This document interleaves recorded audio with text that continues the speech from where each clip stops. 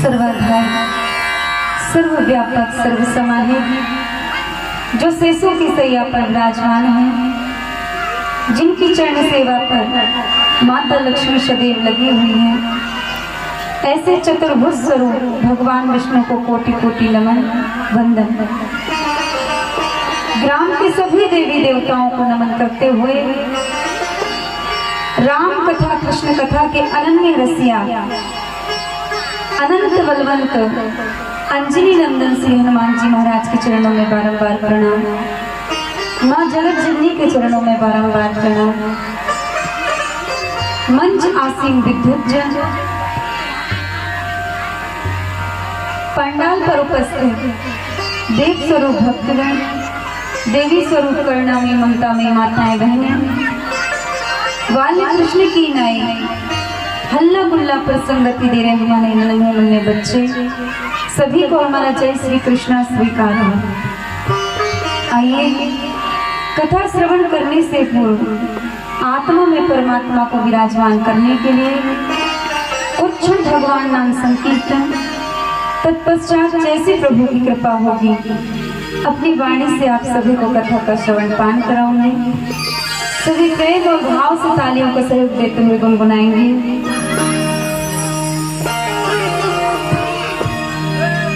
हे गोपाल राधे कृष्ण गोविंद गोविंद, हे गोपाल गोविंद गोविंद, हे गोपाल राधे कृष्ण गोविंद गोविंद, गोपाल राधे कृष्ण गोविंद गोविंद।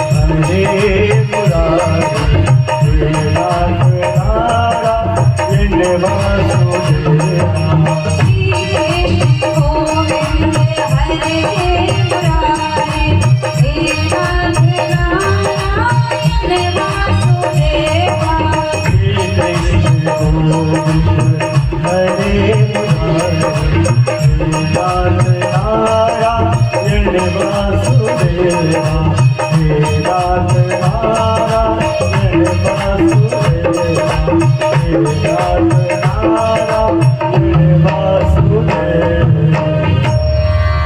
वृंदावन बिहारी लाल की जय हो, राधा रानी सरकार की जय हो।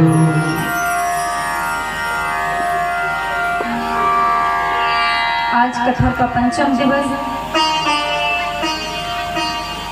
रात्रिकालीन बेला। अब ये बताओ कि जब दोपहर में कथा चल रही थी तो कौन सी चल रही थी?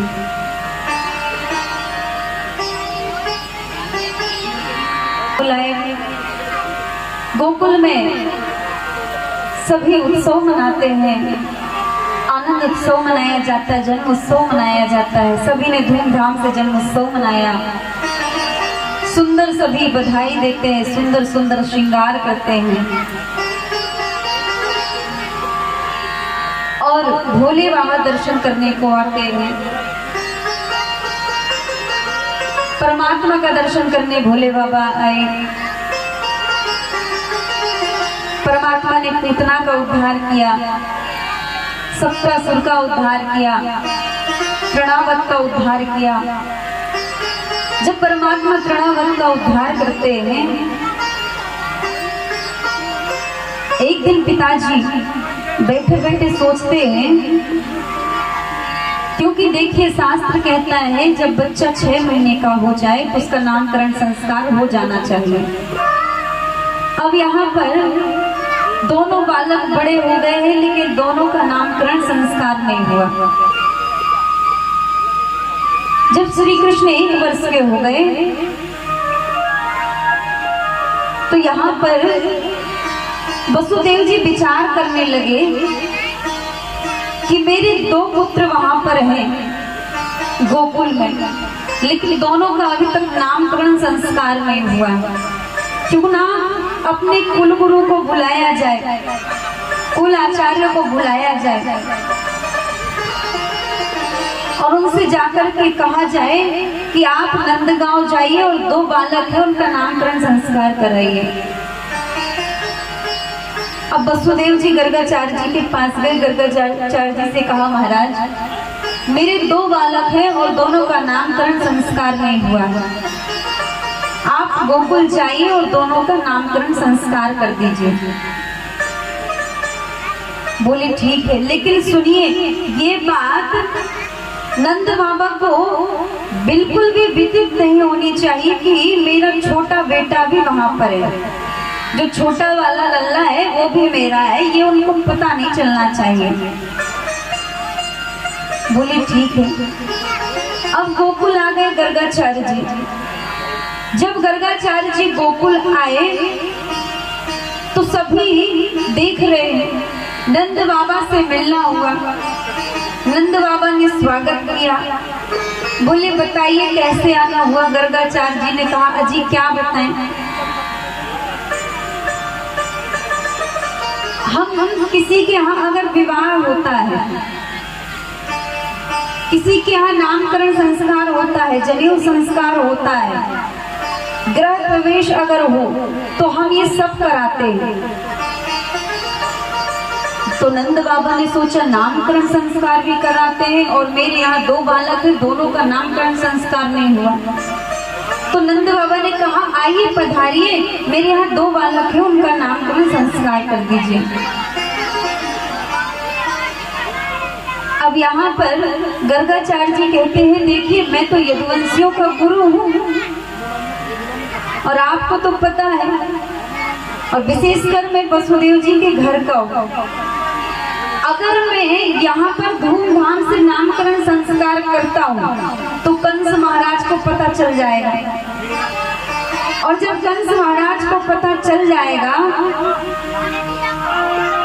तो वो किसी न किसी राक्षस को जरूर भेजेंगे। तो धूमधाम से नामकरण संस्कार तो मना ही नहीं सकते, कर ही नहीं सकते, क्योंकि वो फिर किसी न किसी राक्षस को भेजेगा। नंद बाबा ने कहा, सही कह रहे हैं आप चिंता मत कीजिए, हम हमारी गौशाला में ही कर लेंगे। अब यहाँ पर गर्गाचार्य जी को नंद बाबा महल के अंदर लेकर के आए और अपनी पत्नी से कहते हैं कि देवी देखो, अपने यहाँ ज्योतिष आचार्य आए हैं, गर्गाचार्य जी आए हैं, और दोनों बालक का अभी तक नामकरण संस्कार नहीं हुआ है। तो हम चाहते हैं कि उनका नामकरण संस्कार हो जाए। तो दोनों माताओं ने पुत्रों की अदला बदली कर ली। दोनों माताओं ने सोचा कि आज देखते हैं ये सच्चे वाले ज्योतिषी हैं कि नहीं।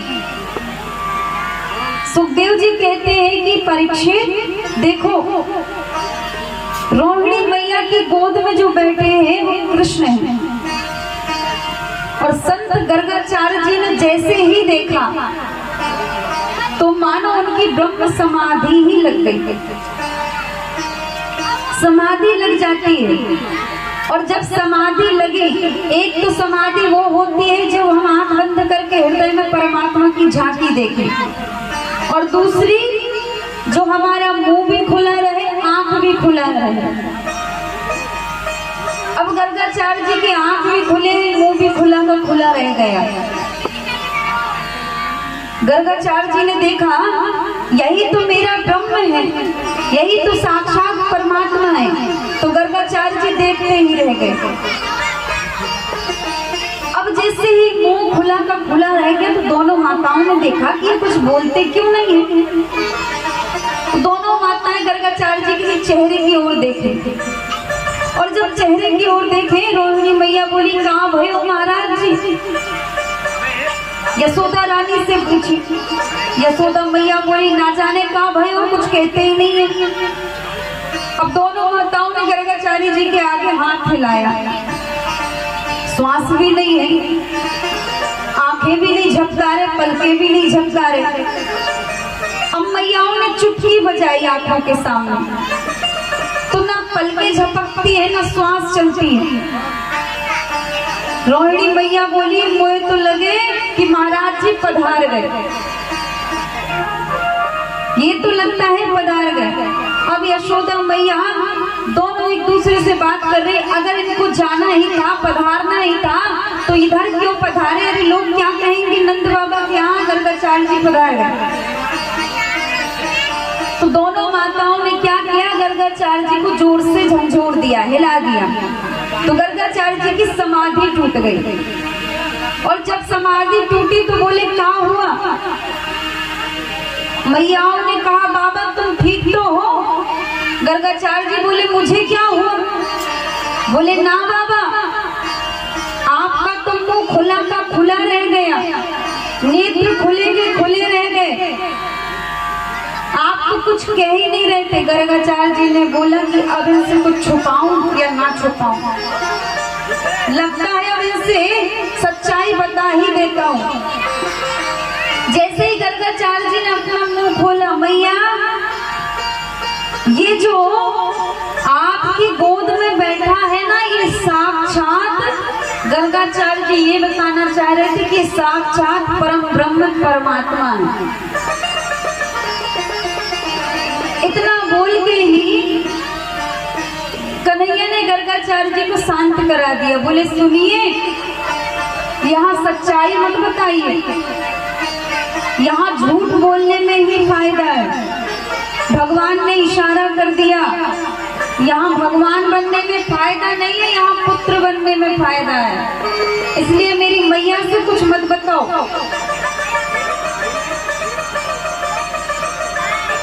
भगवान बोले, सुनिए, अगर आपने भगवान बता दिया तो पता है मैया क्या करेगी?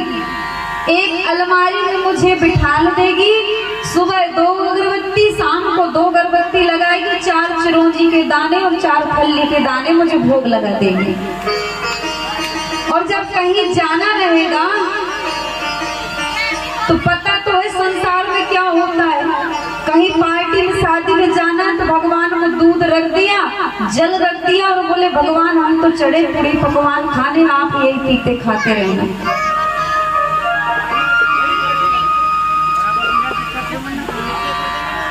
तो यहाँ भगवान बोले, पुत्र ही बनना है हमें, इसलिए पुत्र ही बताइए। तो गर्गाचार्य जी बोले ठीक है प्रभु। अब गर्गाचार्य जी ने जैसे ही माताओं की ओर देखा, बोले ये माताएं तो बड़ी चतुर हैं, बच्चों की अदला बदली करके बैठी हैं कि इन्हें मैं पहचान पाता हूँ कि नहीं ये मेरी परीक्षा लेना चाहती।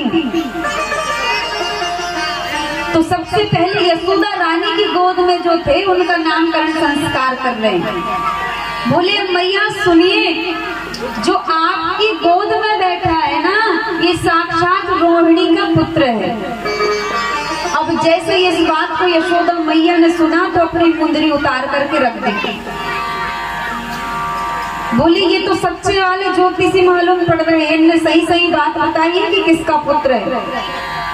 बोले मैया ये रोहिणी का पुत्र है और बल में अधिकता है, जिसके कारण इसका नाम बलराम होगा। इसको बलभद्र भी कहेंगे। भद्र माने कल्याण, जिसका जो समाज का कल्याण करे उसे बलभद्र कहते हैं। इसे हलधर भी कहेंगे, बलदाऊ भी कहेंगे, संघर्षण भी इनका नाम होगा। अब दाऊ भैया का तो नाम रख दिया गया।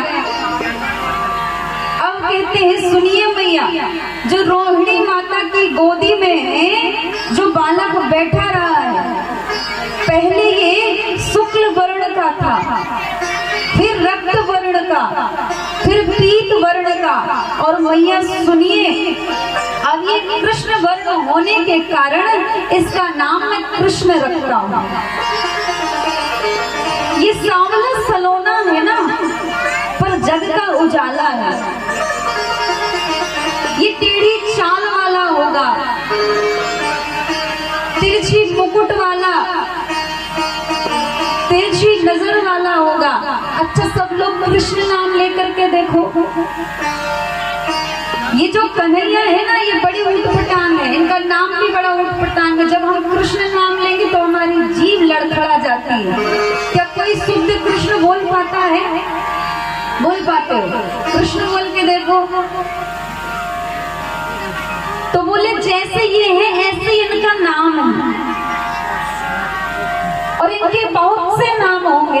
मैया ने कहा सुनो, अब ये